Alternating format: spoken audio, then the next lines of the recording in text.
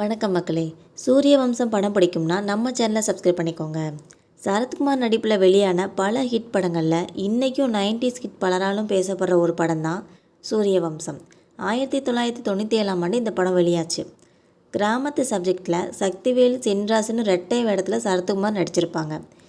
இது மட்டும் இல்லாமல் தேவயானி, மணிவண்ணன் மற்றும் ராதிகா சரத்குமார்னு பல பேர் இந்த படத்தில் நடிச்சிருப்பாங்க. இந்த படத்தில் வர ஒவ்வொரு டைலாக்குமே இன்றைக்கும் மீம்ஸுகளுக்கு தீனி போட்டுட்ருக்குன்றது மறுக்க முடியாத ஒரு உண்மை. அந்த அளவுக்கு ரசிகர்களிடையே இந்த படம் பெரும் தாக்கத்தை ஏற்படுத்துச்சுன்னே சொல்லலாம். மேலும் தேவயானி, ராதிகா சரத்குமார், மணிவண்ணன் ஒவ்வொரு கதாபாத்திரமும் ரசிகர்கள் மனதில் அழுத்தமாக பதிந்துள்ளது.